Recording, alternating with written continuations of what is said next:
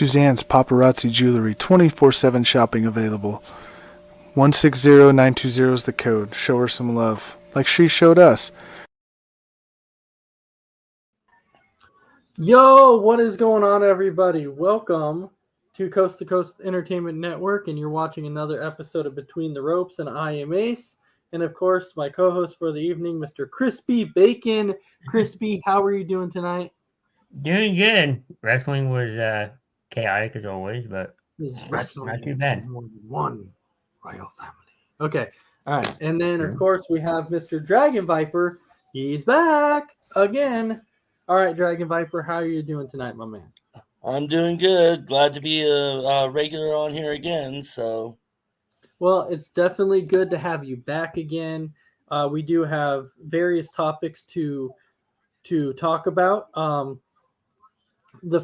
The first one that I want to talk about, and I know it might throw Dragon Viper might throw you off a little bit, so to say, about the topic, but I feel like, out of respect, I feel like it's definitely something that we should probably talk about. And what I'm pertaining to is the rumors that tomorrow night on Dynamite, Sting is going to be coming out and finally announcing his retirement after so many years. So if Sting actually comes out and announces his retirement tomorrow on Dynamite, look back at this guy's career.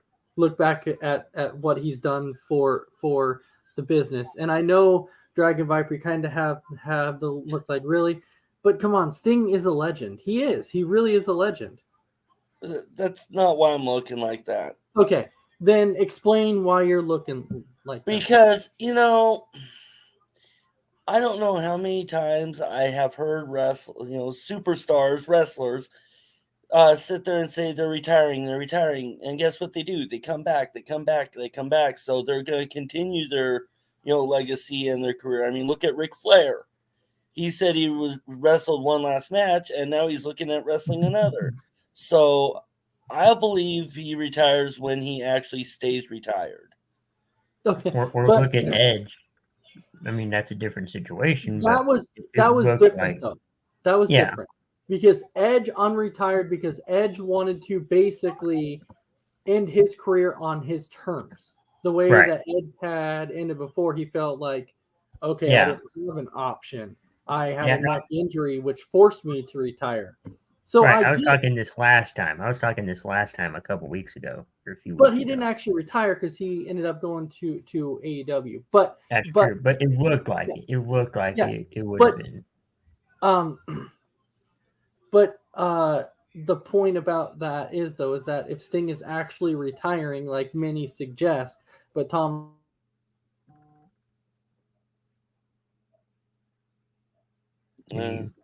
He's frozen. Oh, there he is. He's All back. Right, I'm back. So he's saying that that Sting is going to challenge MJF for the Triple B, but I don't know. I'm still stuck on this because a lot of rumors are saying that Sting is actually going to announce his retirement. If he does, though, I will tell you, he was a legend in the industry. He was. Regardless, now, I know you can look at his run in WWE, and it wasn't the greatest. I get it, because he did get hurt when he was with WWE. I completely understand that. He left. He's still a Hall of Famer with WWE. Didn't live up to what he could have. But you look at WCW, you look at AEW. What he does at this age is still actually pretty impressive. So, Dragon Viper, were you actually a fan of Sting? Yeah, I was semi a fan. I mean, I wasn't a big fan. I did like him though. Yeah, semi fan. I liked him, but I don't know, kind of bored of him, or I don't know what it is, but yeah. Shocker. Semi. I kind of did. Okay, so you kind of did. Crispy, how about you? Were you a fan of Sting? I like Sting. I feel like he's a risk taker, high flyer, kind of. Not too much, but he is one, and I think he'll be missed whenever he does retire. He could announce both ideas of retiring and going after the belt. Well, I will say this though. Shocker that Dragon Viper saying that he got bored of him. That's a shocker. What? Oh my! I like I said, I like the guy. I like what he did. I like, but I don't know. I wasn't a big, huge fan of his. I just wasn't. Now, Christy, how long have you been watching Sting? And this was before the whole AEW days. Like, how long have you been watching Sting? Probably since WCW. I remember him. I Yeah, remember him with the Crow. I don't remember him from way back when he was with the Ultimate Warrior. I So, do. but I watched him and I just thought he was cool and he was interesting and I thought he was really awesome. So, I mean, if this is it, if he's going to announce his retirement tomorrow, you know what? right. Wish him all the best and whatever else he decides to do. Yeah, because I mean, he definitely is a legend in the business. He is. So He is. Thomas saying back in the early '90s, my mom painted my face like the Stinger for Halloween. Cool. Like I do remember that. Yeah. And so I feel like growing up when I watched wrestling, yes, and even in the WCW days when I watched it, the big part of the reason why I watched WCW growing up was because of Sting. Like that was one reason I watched it. Sting and Hogan. Oh yeah, NWO. Yeah, NWO, absolutely. Yeah. And even when Sting went to TNA for a while, I still kept tabs on Sting there. Sting, like when you look at Sting, you can kind of think he's kind of a guy that's kind of wrestled everywhere. Mm-hmm. He is pretty much. He has, I think. WWE as well. I just wish his run there had gone a lot better. Yeah, he just. But you got to think too. He did end up getting hurt, so he had the neck Seth Rollins after a while. Yeah, which if you did you ever watch the interview with Sting on that? I think Sting said he did not blame Seth for what happened. Exactly. He came out on the interview because people were asking Sting. And they said, "Hey, do you have any animosity towards Sting or towards Rollins? Are you angry at Rollins because of this happening?" And Sting's like, "No." He's like, I'm not upset with Rollins because it's something that Rollins did on a weekly basis. The buckle bomb is something that Rollins has done for a very long time. And so it seems like I'm not even upset for him doing that. He's like, it just happened to be a freak accident that I just got the whiplash when I went against the buckle. It just happens.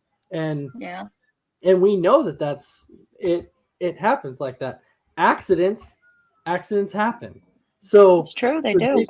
So Jason's saying the original NWO is the best stable of all time in my opinion. So NWO that's pretty dang close. And NWO still sells a lot of merchandise, as you found out last week. They still sell it, but it's the original NWO. But it became too much when they, when they had the black and white one, and then the red and black, and then the blue WO, and it became too much then. And then Thomas is saying, I remember Sting's matches against Rick Rude, Vader, Cactus Jack, the horrible spin the wheel, make the deal match against Yeah. And then Callan's saying Dominic Mysterio. Dominic Mysterio. So read my name. So it's back again. All right, so It's Big back B, we again. are talking about if Sting potentially comes out and actually retires tomorrow, like a lot of speculation that people are saying that he's supposed to come out and announce his retirement. Overall, how do you see Sting's career, and were you a fan of Sting? I was a big fan of Sting's, the Surfer Sting. It took me a while to get used to the Crow Sting. Overall, I mean, he's a Hall of Fame in any promotion that he stepped foot in. I don't know what else to say. I was, a big fan. His matches, him and RoboCop, and I'm trying to think of some other matches. Him and Flair, him, Hogan. I mean, even when he stepped into Impact for a while, I mean, he was just a big guy there. Had brought the Joker Sting with him, and then his few matches in WWE, I don't think needed to happen. I think he has a losing record He in the does. few matches he had. So Unfortunately, yeah. yeah, but overall, it'll be the thing is we all know that okay, yeah, I'm gonna retire. Money talks, brings it back in. I think that kind of hurts some careers, but if he legit retires tomorrow, I hope he just stays retired. Come back as a general manager. Come back as An I'm trying to authority think. figure. Yeah, Kinda just like authority commentator, figure yeah, Sting like sounds that. cool. yeah, just don't come back in the ring. Don't do Yeah. that one more match. I mean, Oh, we've he seen how won't. many It's times frightening. players come back. Yeah. He We've will. seen how many times Hogan's come back. I mean, they're still talking Hogan might come back. It's like, okay, he's done. So I just hope he hangs it up. I mean, it'll be rough, but I really hope he does. I hope he does. He won't. I'd like to see him maybe Okay, paper transition back. champion over there. I'd like Yeah, to see so Sting Dragon Viper- transition, I think, to like a So producer Dragon role or Viper's something. under the so he's under the assumption that it can't happen. Like he's under the assumption that just because other people retire and come back, he's under the assumption that Sting would do the same thing. He will. And I kind of see. I mean, I missed the first part. I can kind of see why Viper would say that. And it would be a money thing. I mean, it would be a money. It would be a pop. It'd be some. I mean, we've seen how many times has Hogan come back, and it was just to get a pop and sell tickets and stuff like that. I mean, Ace, we brought it up last week, and you just brought it up before I jumped on. The NWO stuff still sells, so they're going to bring them in to get that pop. I'm fine with them coming back. I just hope he just doesn't get back in the ring. Well, it's like I mentioned at the beginning. I mentioned about Flair. Flair sits there and he talks about one last match. He has his one last match and realizes maybe I want another one last match. Yeah. I mean, some of these guys will not retire no matter how many times they retire. Yep. No, I get it. I get what you're saying. I'm just not gonna have that mindset to where I'm like, oh, yep, Sting's not gonna actually retire. He's gonna come back. I like to play it by ear because I know each person's different. So I like to maybe when he retires, he's gonna actually retire and say, no, that's it. I'm gonna actually stay retired. Might be a Tom Brady. Yeah, I hope so. I mean, is there a slim chance that I think it's just to get clicks over there, get the viewers, and then Sure. Could be anything. Could be anything. starts I don't honestly know. Yeah. Yeah. I mean, I don't think so. I think it's legit. I think he will retire. And he'll probably transition to a backstage role in AEW. Who knows? Yeah. And so Tom's saying Flair said that if he were to have one more match, that he would have to train differently. But Flair isn't going to do another match. He can't because of his health and everything. That plays way his health plays way too much of a factor in that one. It does, yeah. Yeah, that is one guy. I've seen highlights of his last match that he had, a tag match with Andrade. Andrade, and then I forgot who they're facing, and Yeah, Jeff good Jarrett. yeah, Mhm. I think there was even reports that he passed out a couple times in that match. So Yeah.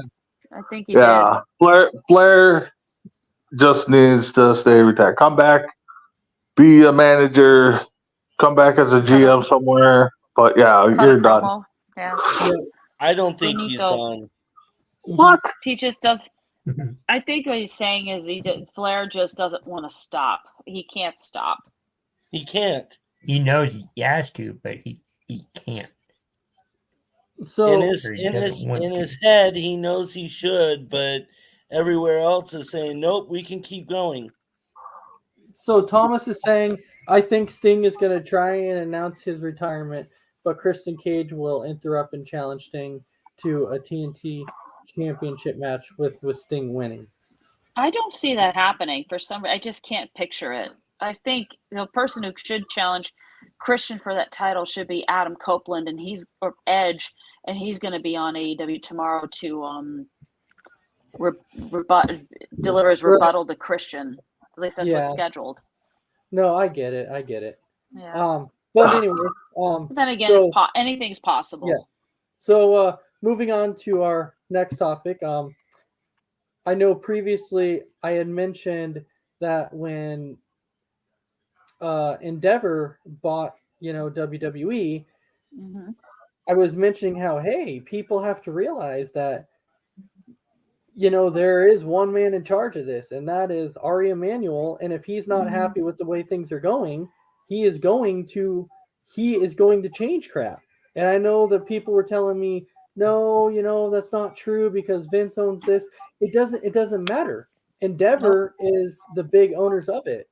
And then now what I think is funny in a way is that Vince kind of got a little taste of his own medicine. What I mean by that, well, Not that he was fired, but yeah. Yeah. Well, no. And what I mean by that is by Vince telling guys, hey, I won't do this, but then he does it, right? So that's how it used to be. So Ari Emanuel originally came out and said, "Don't worry, Vince. You get to run it." Blah blah blah. But then once the actual happened, once it happened, the merger happened. Then Ari Emanuel's like, "Oh, I'm sorry, Vince. You're no longer going to be in charge of creative. We're now pulling you from that. Triple H is the guy now." And so it's so I actually think it's funny how all that happened, and Ari Emanuel decided to step in and say, "Hey, I'm calling that shot." So so the big thing is like people do have to realize Ari Emanuel's the guy now. Like he is the guy. He's in charge. And so if Ari he's the big Emanuel enchilada. so if he decides to make a decision, it's going to be him. Like Vince doesn't have to step in and say, "I don't agree with that." No, Ari Emanuel makes that call, and he makes the call, and he made that call. And see, the thing is I don't think I think Vince should have thought this through before doing it, because if he hadn't have sold it, he'd still be 100% in charge. But no, he decided to sell it, so now I bet he's regretting it. But I think, he sold it to somebody that he thought would let him keep his power, and Ari Emanuel basically played Vince McMahon like a total fool. Which is what he did.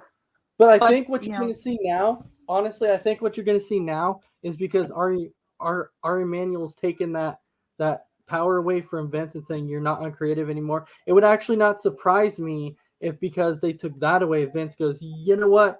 The stock that I do own, my 15% or whatever, it would not shock me if Vince goes, you know what? Screw it. I'm just going to sell it. I'm done. It actually would not surprise me. Well, the stock did. Well, according to Ari Emanuel in an interview with Bloomberg, he did say part of the reason TKO's stock drop was because of Vince McMahon being one of the reasons why. Yes, Ari did say that. But he did mention that. But I'm saying, though, it would not shock me if Vince said, screw it, I'm done. Because I think in his mind, he thinks, okay, I know I can't really I don't really call the shots anymore. So It, And So- he's all about that. He's all about that control. it He is. is, and Yeah. he doesn't really have it anymore. So I wouldn't be Mm-mm. surprised if he decided to sell the stock and get out of the company. Yeah. and I think Ari Emanuel wanted to keep what he said true, Right. but But- after seeing what happened, he's Mhm. like, I don't like this. Well, yeah, and you guys, he and you figured have he's got to guys- do something. Yeah, and you have guys like Rey Mysterio Mhm. and Styles and people like that who are stepping up and saying, "Wow, having Triple H doing this is like a breath of fresh air." Yeah. Everything is great backstage. So Yep. Big B's been pretty quiet down there in Square. So Big B, what's your he's thoughts probably about thinking, yeah. what's your thoughts about Ari Emanuel actually pulling Vince off of creative and saying Triple H is the guy?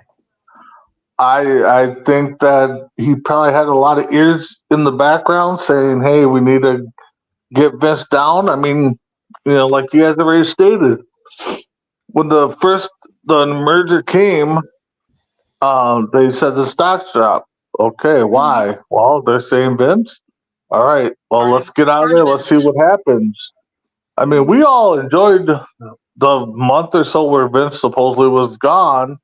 Mhm. When Triple H was fully in charge, we all was like, "Oh my God, this is gonna be a new sign." He brought back some people. So I think they did the Given- right move. I still, in my feeling, I'm gonna pull a Viper here. I think, and I've called it before, I still say Vince shows up on AEW one of these days, and we're gonna get a good old fashioned war or something with the ratings, because that's gonna be a Nope. big rating draw. Nope. Nope. Nope. He's like, nope, not- Nope. Nope. He's like, nope. not gonna happen. Not gonna happen. Sorry. Unless Vince gets Just to that saying. point now to where Money talks. yeah, I'm done. I mean, but Vince might be at that point too, to where Vince goes, screw it, I'm just done. I don't want to deal with it. So You're Right. right. I mean, he could do that, but again, I mean, we've seen so many people. I'm done. I mean, when Hogan first left WWF at the time, he said he was done wrestling. Everybody got that little bug in his ear, and he missed it, so he came back and joined WCW. Right. I really think we could see Vince on AEW for a short time to get the ratings up. so I don't honestly think he's as big of a ratings draw as he used to be back in the Attitude Era. I really don't know. don't. but I'm so just to pretty saying. to pretty much answer the question there, Big B, you feel like this was 100% the right move? Oh yeah, yeah. We've been saying it for years that Vince had to get away, and the ego got in the way, and now he sold it to somebody that, he may have thought would have kept him there, but money talks in all business world. If they see that they're losing money in the long run, they're going to make changes, and they feel it was Vince. And I don't think there's a fan out there that would disagree with them. Exactly, And this right? also It's like, extends. Sorry, no, go ahead. go I was ahead. also going to say this also extends to his biography film, whatever they're doing. Oh, coming up on Netflix? Yeah. Yeah, Yeah, yeah, he can't edit it. I mean, he can look at it, but he can't make changes to it. yeah. No, we can't, because what's going to be told is going to be told. It's like the documentary that was shown on a Vice TV called The 9 Lives of Vince McMahon? That was pretty Yeah. interesting. Oh, I missed that one. Me too. It's not Yeah, bad. and so Big B, it's like you said, it doesn't matter that like he signed a contract with Endeavor, because he did sign a 3-year contract with them, but just for that position, it didn't technically say anything about creative. But it would be like anybody, it would be like an NFL player, an MLB player, NBA or whatever, signing a contract with the team and the GM going, hey, you're our guy. We see you as our guy. But then they go out there and they don't perform the way that they're supposed to. And then the GM goes, well, I thought you were, but we're going to move on. I mean, Nope. Right. it happens. Yep. They're going to look at that and be like, look, we're losing fans, we're losing viewership, we're doing this. And so they're going to look at that and be like, look, we thought you were, but you're not. So we have to go in a different direction. And I think that this is what they were looking at. So, Christy, in your opinion, do you feel like this was the correct move? Yes, because I think, Vince is getting up there in age. He can't do everything that he wants to do, and he can't be in control for the rest of his life. It just isn't possible anymore.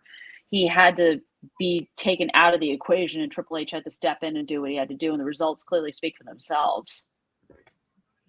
Yeah, but I think at this point too, like Vince knows he doesn't have an option. He knows. Like, he doesn't have a like, choice in this. I mean, yeah, he like- got played for a complete fool by Yeah. Ari Emanuel, and he's paying the consequences Yeah. for it. But it's not like Ari says, "Hey Vince, we're gonna pull you away," and Vince goes, "No, you can't." Ari's like, "Oh no, I wasn't asking you. I was actually telling you Telling what's you. going to happen. Like I wasn't giving you the option. I was saying it's No. gonna happen, and this is how it is." So Yeah. it's So Dragon Viper, I feel like you would kind of agree with everybody else.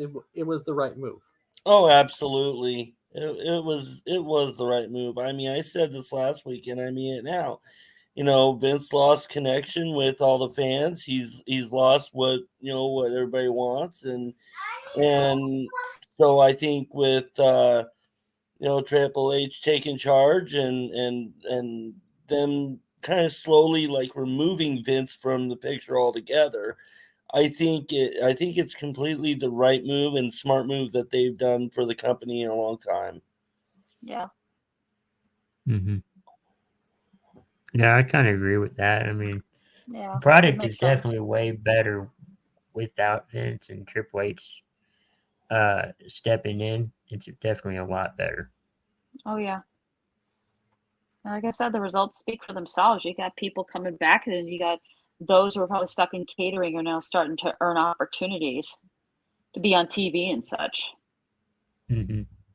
No, yeah. So it sounds like we are all definitely in agreement there that this was definitely 100% the correct move, and Yes. I'm glad we all appreciate it.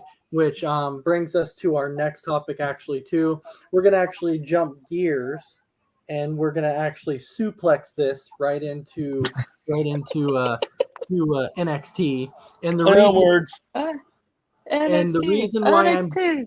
And the reason why I'm suplexing into NXT at the moment is simple, is because we're talking about Vince going away from creative, Triple H taking over, but we have this guy in NXT and his name is Shawn Michaels, and people Who? are now talking about how much of an excellent job he's actually doing in NXT. When you look No at NXT, surprise. what? I'm not surprised. So you're not surprised, but I'll tell you, I think there are some people out there that are actually surprised, but I do feel like Shawn Michaels has NXT going in the absolute correct direction. Like Shawn Michaels has done super well with NXT. So Big B, would you agree with this assessment by people saying that Shawn Michaels has really stepped up in a big way with NXT? I don't know if it's. I don't know if I'm not. I don't think I'm surprised by it, but him getting the chance to do it, I think is nice. Because everybody talked about how of a business guy he was back behind stages once he started getting to be the top guy in WWE. He had great ideas, and I mean, I think we all can remember the Monday Night Wars documentary where Triple H and Shawn Michaels both went to Vince and like, hey, you need to change this or else we're not going to last long. And they started doing their own thing. And the networks got mad, but Vince was behind it and said, yep, you guys keep doing what you're doing. It's getting ratings. So I think Shawn knows what he is doing behind stage. I mean, he's learning from Triple H. He's learning from, well, at the time, William Regal was back there. Mhm. So I think I'm not shocked that he's doing it. Just maybe how quick it's getting done behind there. I don't know how long he's officially been back there, but I just think I think from watching everything I've watched, I think he knows what he's doing. I think it's good for them. I would expect probably in 5 years, if he keeps going, that NXT is going to be one of the top brands promotions wise in all of wrestling. So Yeah. Yeah, and I think the great thing about it is like you look at the draft that we just recently had, and how all these people from NXT got taken from NXT and brought up to the main roster, and yet Shawn Michaels still managed to like thrive and be like, Yeah. hey, it's okay. You know, I know you took my women's champ. I know you took my tag team. Like he realized all this. But it's like he didn't flinch. It didn't matter to him. He's like, don't worry. I still got this. Like, I'm going to make sure that the ratings are still in. And he did.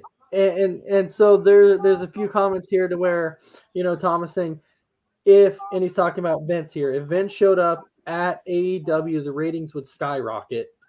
And then Thomas is saying Shawn is doing great in NXT. And he's also saying, I think Shawn has been in charge of NXT since last year. I think so as well. Yeah, I think he's right. I wouldn't argue with Thomas. No. You know, so yeah. So Christy, do you agree with everybody that Shawn Michaels has really taken NXT and kind of made it its own thing and has really taken the ball and done an excellent job? Huh? Yeah, he has. He's done an amazing job with NXT. I mean, even when you're losing people like Indy Hartwell and Grayson Waller and all that, he did not miss a beat. He kept going, showcasing this incredible talent that's over there at NXT, giving them opportunities for great matches, and even against main roster stars, a lot of them have really shined. So that shows just how good he is, you know, booking and behind the scenes. All right, so Dragon Viper, what's your thoughts on Shawn and what he's doing with NXT? My thoughts on Shawn, I think he's doing an amazing job, and this is why I'm saying I'm not surprised. I mean, you know, he's learned the business side through Triple H and Vince and William Regal. He's had his own wrestling academy, his own wrestling school. So I mean, I don't know if he still has it, but he had it going, and you know, so I think he's doing an amazing job, and it's not surprising he is. He's he's experienced in ways, you know, teaching people and learning, and because he's been doing this for decades. So again, I think he's doing an amazing job. No surprise that he is, and I'm glad he's doing it. All right, Mr. Crispy, your thoughts? Yeah, I'm happy, you know, that he's doing really well. I think he's been there or running it since last year. I think when Triple H made the transition, you know, to the main roster or the main Raw SmackDown, I think he was giving more pointers to Shawn Michaels on how to run it, what his plans were going forward, and how he saw it. So I think he's trying to go on that path, but it's been really good. I'm glad he's running it, and hopefully that continues. Yeah, I think you'll actually be able to see Shawn run NXT for a long time, as long as he's doing what he's doing and Endeavor's happy with it, and Triple H is happy with it. You're going to definitely see Shawn Michaels continue to do what he's doing, and I have no problem with it, because like I said, I truly feel like Shawn's doing a great job with it. I, on the other hand, you know, wasn't exactly sure when Shawn took over. I was like, I wonder how it's going to go. Like, I get that he had a great mind in the business. I get it. But just because somebody has a great mind in the business doesn't mean that you're able to write an entire, you know, script and you're able to come up with things. So, but by Shawn showing, yes, I can, I've got this. Yeah. Okay. So he's showing he can. Now, one guy that I'm glad somebody mentioned, I don't remember who it was, but I feel like there's actually one guy in this business that when it comes to like the brain wise and how creative this person is, very, very underrated. Like I feel like people don't talk about it enough. And that man is William Regal. Yeah. Like that dude has a mind. Yes, and Big B, I completely 100% agree with you that William Regal has a great mind for the wrestling business. He absolutely does. And so a lot of people actually look up to Regal. And look at Viper up in the corner going, you know, That's why I was laughing. Really? he's probably doing that because he wasn't a fan of William Regal when he wrestled. You don't have to be a fan of somebody in order to know that the dude is brilliant and he's got an excellent wrestling mind. He does. You know, and the thing is, you know, we see the reports every so often, typically around pay-per-view time, is this guy, you know, wrote this match, this guy wrote this match. So it's not just the fact that Triple H or whoever, Shawn Michaels, is running NXT. There's a team behind that are writing and producing each match. It's not just one guy. So, I mean, it takes a team effort too, you know. And so he's got good people under him that is writing out these matches and producing these matches that are helping him write out the storyline. So, you know, credit everybody. Can't forget that. Some of them are former wrestlers. Oh yeah, Not all of them. Not all of them, but there are a good number of those who are working behind the scenes as producers. So a lot of the great matches on NXT are produced by former wrestlers. Yeah, which it's actually pretty cool to see when it comes out and they kind of show you, oh, this person produced this match, this person produced this match. When you see it, you're like, oh, that's kind of cool because I didn't know that guy was that good at doing that. And now, and like Abyss, he's a guy that, you know, came from TNA that you're like, okay, how creative is his mind when it comes to wrestling? And then you see some of these matches and it says, oh, Abyss was the producer. And you're like, holy crap. He knocked that match out of the park with that. Yeah. There's been so many matches that I'm like, wow, Abyss? Why is this guy not writing like every match? Because that dude has been a pure genius with some of the matches he has done. And I actually didn't realize how smart he was. Well, and I think for that, maybe a lot of people didn't. And that's because maybe he came from you know, TNA, when TNA and then, you know, Impact and everything. He came from there. So, and, you know, the viewership and everything there, you know, wasn't the highest. So a lot of people were not going to really know about that. And then you're like, oh, this is Abyss. Okay. Because Abyss, he kind of reminds you of like a Mick Foley type. Yeah. Right. You know, a bigger Mick Foley. Yeah. Yeah. A bigger Mick Foley, because Abyss is the type of guy that wasn't gonna, you know, do a moonsault off the top ropes and do flips off. Abyss wasn't that guy. And so I think sometimes people overlook that. Okay, just because, you know, guys can't do flips in the air doesn't mean that they can't be creative and when they're writing a match. They absolutely definitely can. And Abyss is one of those that absolutely flat out can. But I just wanted to mention that anyways. Yeah. Coming up to what I like to call story time. Yeah, story time with Ace, baby. Yeah, it's a story that I like to tell because I like to listen to, you know, the wrestlers say their little stories or whatever. And last week I told the story about, you know, Chris Jericho and Shawn Michaels, or Chris Jericho and the Undertaker when Jericho got hit in the head with the D battery, and then the Undertaker's like, oh, you're coming back out there, and he did. Well, this week there was actually one on Brock Lesnar. Ooh. And and the story goes like, Well, people have talked about how much they know, like Brock doesn't like he doesn't like people, and so originally when Brock owned his first house, so he had a driveway that was about like 2 miles long, and you didn't get any reception out there. He couldn't get a phone out there or whatever unless you were a mile and a half down the driveway.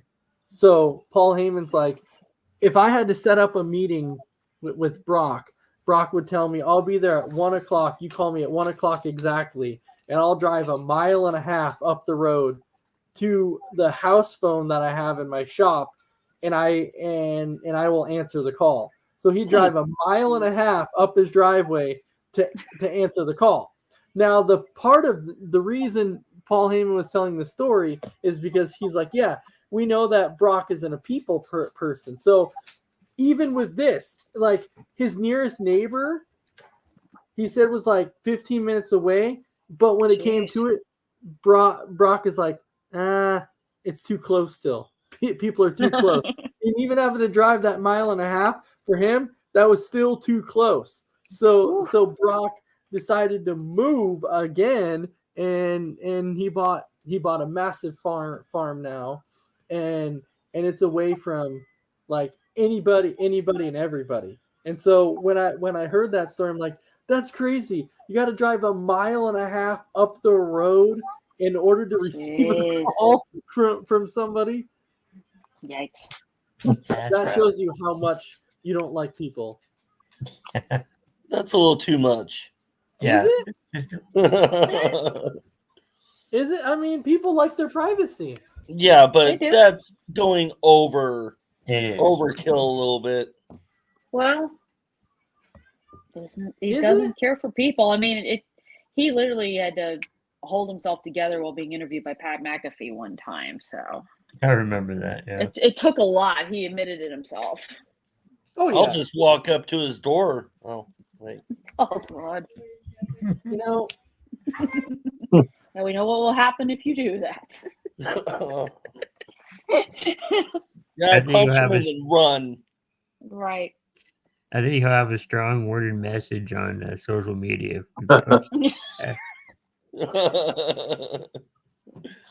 right? Yeah, I just had to tell that story because that was that was my story for the week, and I usually have a different story every week. So Well, and the thing with Brock and not liking people, and talking to a few people that I come across that have encountered Brock, either through the Gophers or through just stuff around. They say that he's kind of a private person, but they think it changed when he became a big celebrity and got well known, because there's times where you see him and he'll talk to the people on the side. So I think it's just a respect thing, that he just wants to be a normal person outside of the ring and stuff with his family and stuff. So if you respect that, then you might get a little interaction with him. But I could see why he wants to be away from everybody just to get that family life. Because I mean, he's a big celebrity all around, from Minnesota, North Dakota up to Canada. Every time he's out and about. So I mean, I could see why that probably would changed him, where he wanted to be a private person because of his status in the eyes of his fans. yeah, he's and not there's even necessarily. Go ahead. go ahead, Chris. I was gonna say he's not necessarily mad or upset at people or don't like people. He just like, because he's a celebrity, he doesn't like the status of what it's become, and he doesn't want to be bothered. And Sure. Well, yeah, but there was one story too that somebody had told about Brock, and then people kind of got upset about it, and I'm like, well, in this case, I was like, I would 100% defend Brock in a case like that. And basically, the story was he was at a gymnasium and he's watching, Oh, yeah. he was watching his daughter play volleyball, and the guy comes up and snaps a picture of Brock and says, "Hey man, this is awesome. You are Brock." And Brock's like, you know what? Don't you think that it would be kind of polite to ask me if you can Yep. take my picture? I'm trying to sit here Yeah. and watch my daughter play volleyball, and you want to be snapping pictures of me in the gymnasium Yeah. and want to come and talk to me? At that point in time, I feel like, hey, Brock had every right to step up and say, come on, this is disrespectful. Like, Mhm. it is. Yep. It is. Yeah, some No, and Yeah, it and that's is. the thing is, when it comes to that, I mean, yeah, we would love to sit and see our celebrities all over the place and go up and interact with them, but that's their time. When I Mhm. worked at the airport at a McDonald's, we would get some celebrities, all sorts of them, and everybody's like, "Oh, that's so and so. I need to go meet them." It's like, dude, let them chill. I mean, I had my manager actually drag me to go meet.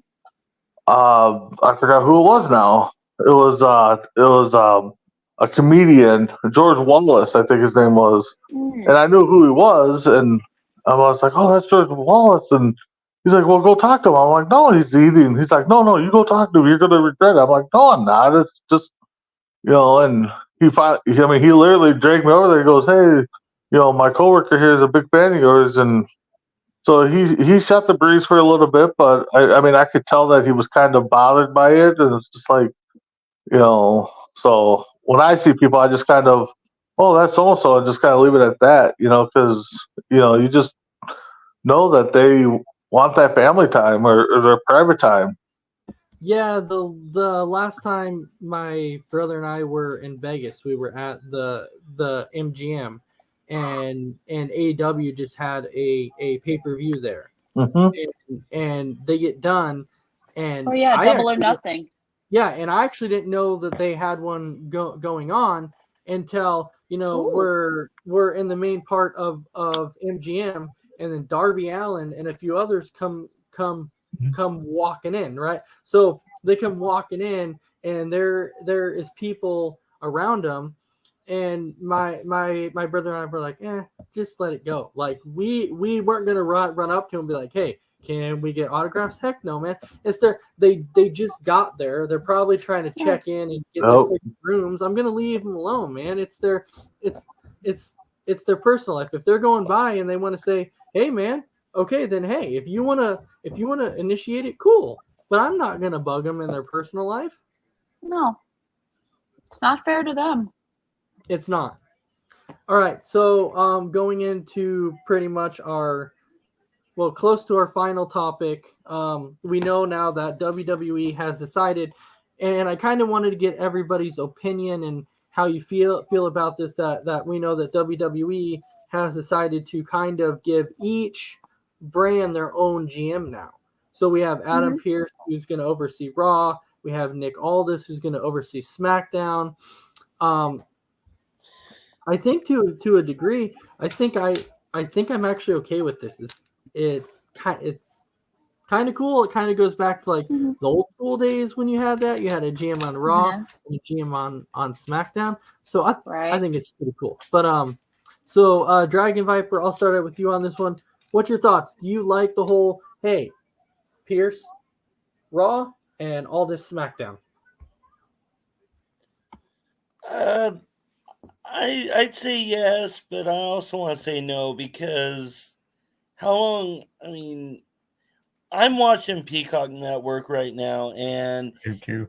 I've been watching from 2008, and they've already had multiple different GMs for Raw and SmackDown, and I'm just wondering how long this is going to last, and are they going to have another, Raw and SmackDown GM once they get rid of them? I don't know. I think it's a good idea because they're trying to keep the brands separate, so they have two different people that's in charge of each brand. I think it's a good idea for that, but I'm just kind of curious how long that's going to last. Okay, so Christy, your thoughts? I kind of like it. I mean, Adam Pearce has been doing a great job as the WWE authority figure for a long while, and so this is well deserved. Nick Aldis showing up was pretty cool. Takes me back to 2016 when it was Stephanie on Raw and Shane on SmackDown. But I Yeah. like this. I do personally like this. I hope it Mhm. works out. All right, Big B. No, it's great. I was kind of shocked on who it was. So I'm kind of questioning now, is all this actually done with wrestling in the ring? Did he get injured? Or is he healthy? He just wants to stop himself, seeing what the business can do. So I mean, to me, I'm kind of shocked, more or less, on who the GM was. I like the idea. I think, finally Dragon Viper had a good comment where each show should have their own GM.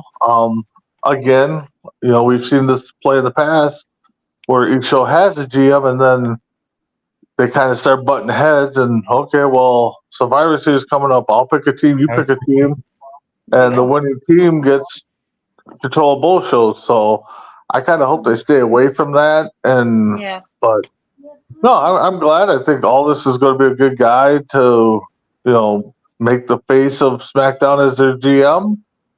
I don't know who else offhand I would have picked, possibly, that had the time to do it. Maybe Matt Riddle. I don't know, but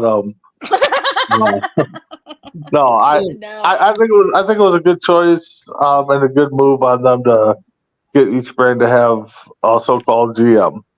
But to answer your question, Big B, about the Nick thing, Nick is one who came out actually in an interview and said that when WWE approached him about coming back, that Nick said he mentioned the idea of that right now he does not want to wrestle. He wants to just be a producer, or he wanted to do something. Like he said he was okay with going on screen. He just did not want to wrestle because he said right now he hasn't wrestled in a while and he feels extremely healthy. His body feels great.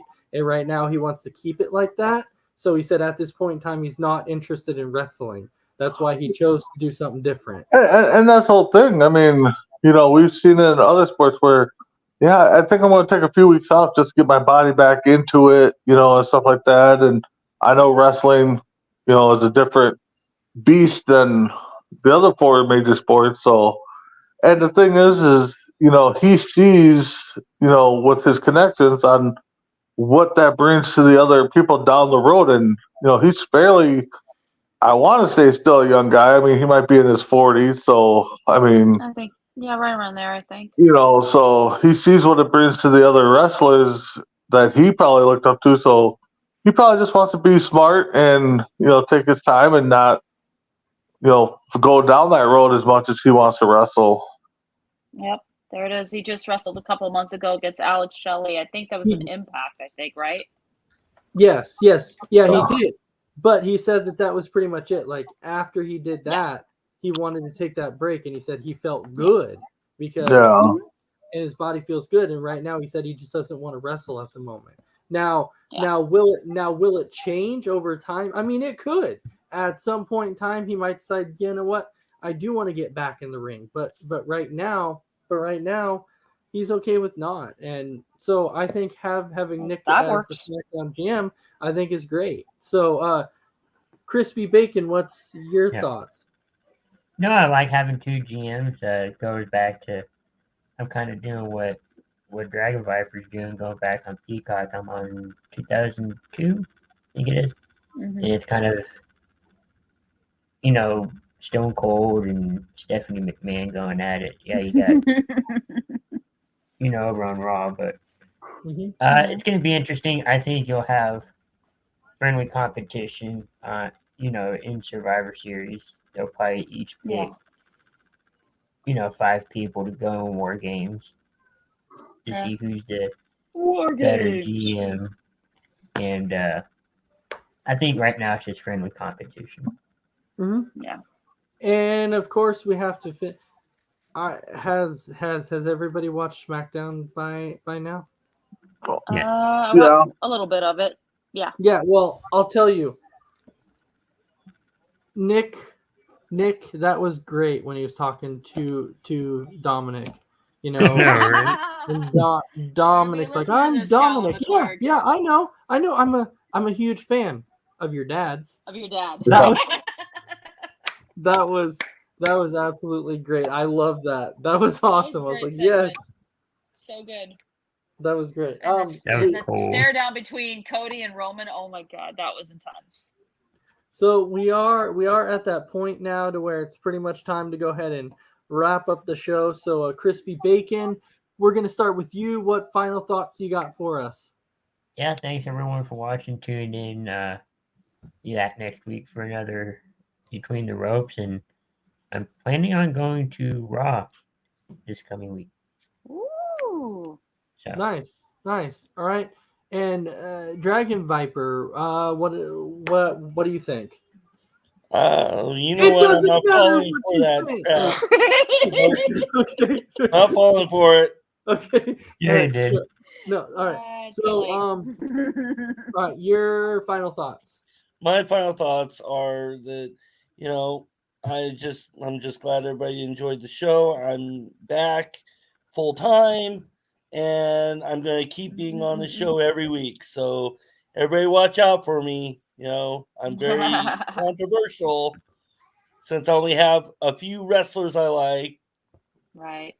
All right. Well, Thomas, I'm sorry to hear that you're going through a rough time right now. Hope things Aw. get better for you. Just know that we're here for you anytime. You want to guest appear on Between the Ropes. Feel free to reach out to me, and we would love to have you on the show. We have no problem with you hopping on and guest appearing. So just let me know. All right, and Christy, your final thoughts.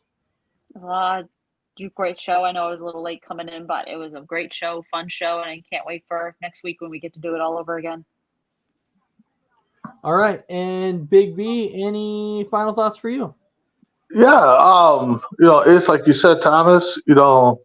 I think you got all our connections. If you need to talk on the side, reach out. Yeah. But we enjoy having everybody watching. I enjoyed talking to wrestling. You got the paper champion up there in corner number 3.